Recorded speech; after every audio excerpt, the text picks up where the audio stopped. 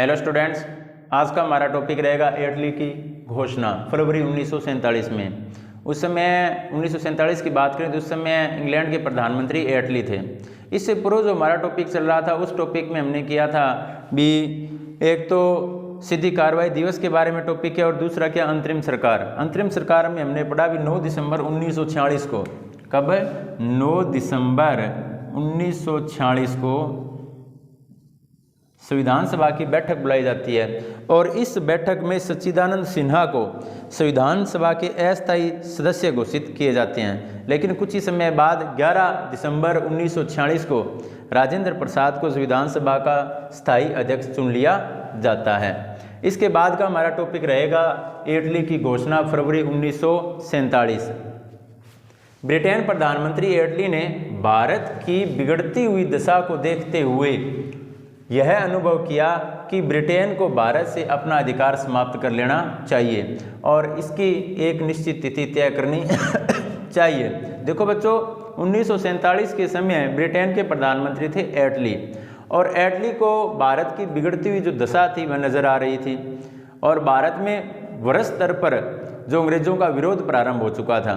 अब एटली क्या चाहता था? एटली चाहता था भी भारत को क्या कर देना चाहिए, अब आज़ाद कर देना चाहिए, भारत से अपना अधिकार समाप्त कर लेना चाहिए। एटली ऐसा चाहता था, इसीलिए उसने इसकी एक निश्चित तिथि तय करनी चाहिए थी। 20 फरवरी 1947 को एटली ने हाउस ऑफ कॉमन्स में घोषणा की कि ब्रिटिश सरकार जून 1948 तक भारत की सत्ता जिम्मेदार भारतीयों के हाथों में सौंप देना चाहती है। देखो बच्चों, हुआ क्या? 20 फरवरी 1947 को एटली ने हाउस ऑफ कॉमन्स में घोषणा कर दी। क्या घोषणा की?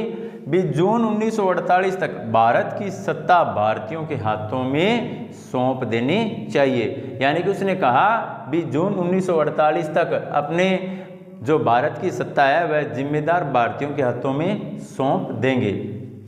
और इस कार्य के लिए एक वायसराय माउंटबेटन की नियुक्ति की घोषणा भी की गई। वायसराय कौन बनाया गया?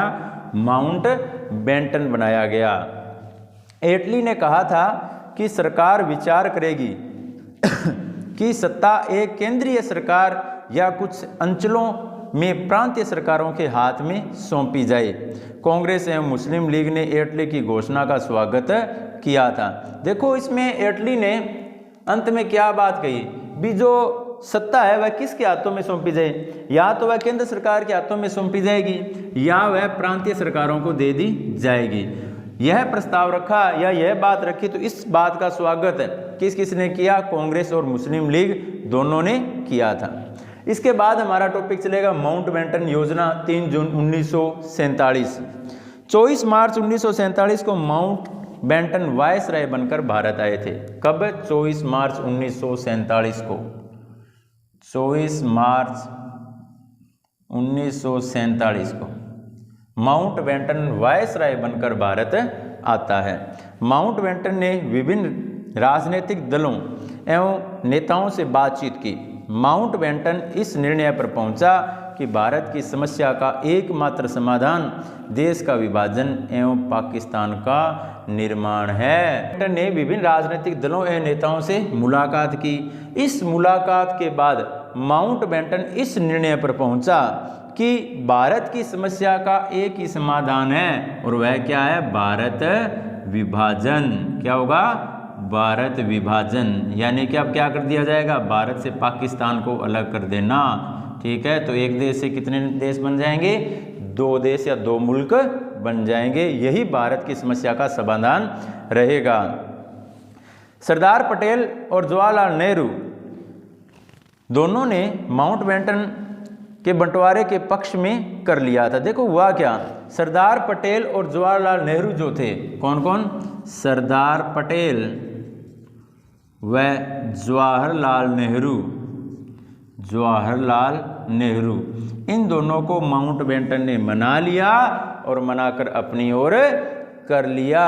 लेकिन अबुल कलाम आज़ाद और महात्मा गांधी इसके पक्ष में नहीं हुए। कौन कौन है?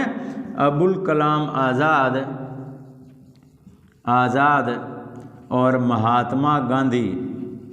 महात्मा गांधी ये दोनों ही भारत विभाजन के विरोध में खड़े थे।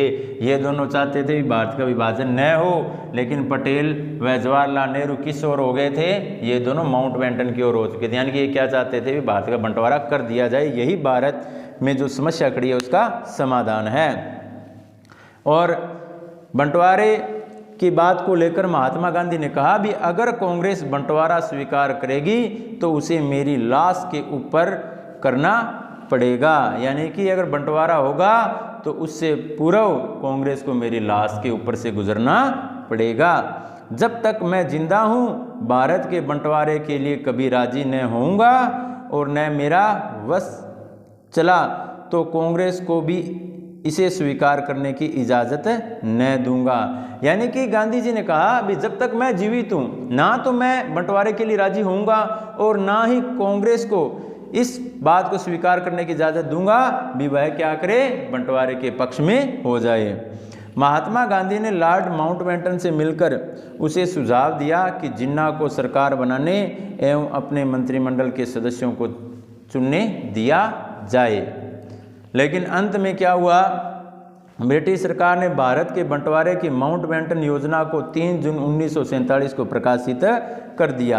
यानी कि गांधी जी भी प्रयास करते रहे, अबुल कलाम आज़ाद भी प्रयास करते रहे भी बंटवारा न हो, लेकिन माउंटबेटन ने अंतिम निर्णय क्या लिया भी देश का विभाजन ही भारत की समस्या का समाधान है। और अंत में ब्रिटेन की संसद ने भी माउंटबेटन योजना को, यानी कि सरकार या संसद अपने कह सकते हैं, उन्होंने क्या किया, बंटवारे की जो योजना थी उसे स्वीकार कर लिया और 3 जून 1947 को उसे प्रकाशित कर दिया, जिसमें निम्न बातें बताई गई थी।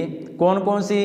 पहले भारत को 2 भागों में बांटा जाएगा। कौन कौन सा? एक तो भारतीय संघ और दूसरा पाकिस्तान। क्या क्या होगा? एक तो होगा भारतीय संघ और दूसरा क्या होगा?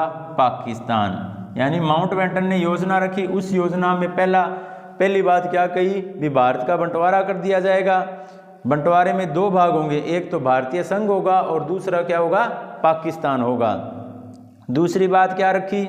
संविधान सभा द्वारा पारित संविधान भारत के उन भागों में लागू नहीं किया जाएगा जो उसे नहीं माने। यानी कि संविधान सभा द्वारा जो संविधान बनाया जाएगा, संविधान सभा द्वारा जो कानून या संविधान बनाया जाएगा उस संविधान को सभी पर थोपा नहीं जाएगा। यानी कि सभी रियासतों पर, सभी राज्यों पर थोपा नहीं जाएगा। जो उसे मानने को तैयार नहीं है वो उसे न माने, उन्हें स्वतंत्र रखा गया। तीसरी बात क्या कही?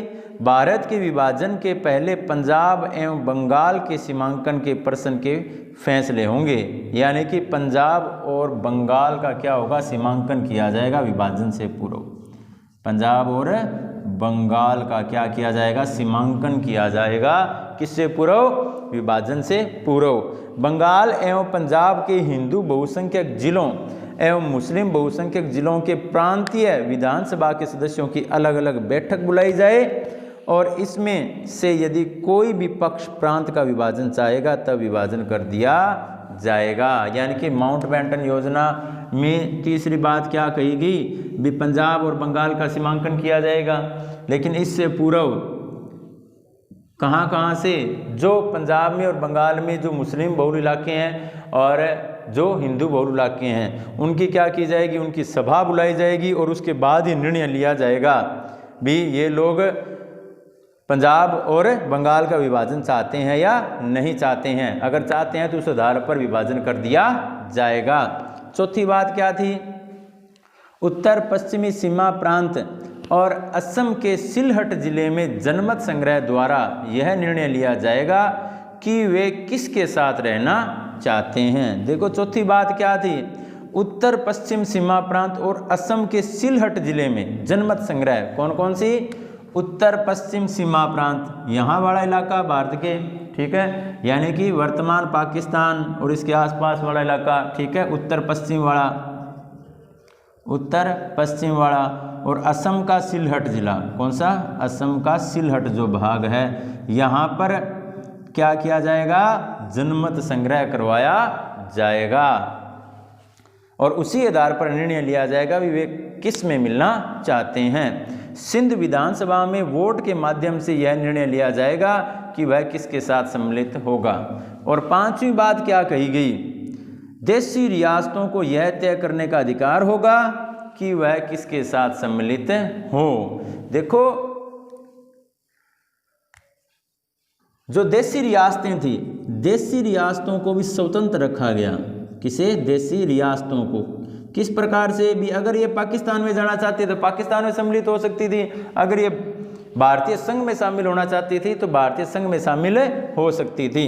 यदि रियासत किसी के साथ भी सम्मिलित नहीं होना चाहे तब उसके ब्रिटेन के साथ पहले जैसे ही संबंध स्थापित रहेंगे। यानी कि अगर कोई रियासत पाकिस्तान के साथ मिलना चाहती है तो पाकिस्तान के साथ मिल सकती है, अगर भारतीय संघ के साथ मिलना चाहती है तो भारतीय संघ के साथ मिल सकती है। अगर वह अपना स्वतंत्र अस्तित्व रखना चाहती है, कोई देशी रियासत है, तो उसके संबंध ब्रिटेन के साथ वैसे ही बने रहेंगे जैसे इससे पूर्व बने हुए थे। इस प्रस्ताव का समर्थन करते हुए आज़ाद ने कहा, कांग्रेस कार्य समिति का निर्णय सही निर्णय नहीं है, लेकिन कांग्रेस के सामने कोई और विकल्प नहीं था। यानी कि जो आज़ाद थे, आज़ाद ने क्या बात कही? आज़ाद ने कहा भी कांग्रेस के सामने भी और कोई विकल्प नहीं था। जो पूर्व में कांग्रेस ने निर्णय लिया वह गलत था। भारत समस्या का हल क्या है? भारत समस्या का हल भारत का विभाजन ही है। इसे बाद में आज़ाद ने स्वीकार कर लिया था। इस प्रस्ताव का विरोध सिंध के नेता चौथराम मिडवानी, पंजाब कांग्रेस के अध्यक्ष डॉक्टर किचलू, पुरुषोत्तम दास टंडन व मौलाना हफीजुर रहमान आदि ने किया था। अब्दुल गफ्फार खान ने बंटवारे का विरोध करते हुए कहा था भी अगर कांग्रेस अब खुदाई खिदमतगारों को बेड़ियों के सामने फेंक देती है तो सीमांत प्रांत इसे दगाबाजी का काम समझेगा। इस प्रकार जो माउंटबेटन योजना थी वह भी कंप्लीट हुई। आज अपने दो टॉपिक हो चुके हैं बच्चों, एक तो एटली की घोषणा और दूसरा माउंटबेटन योजना। आप इन टॉपिक्स को लर्न करें और अपनी नोटबुक में नोट करें। थैंक यू बच्चों।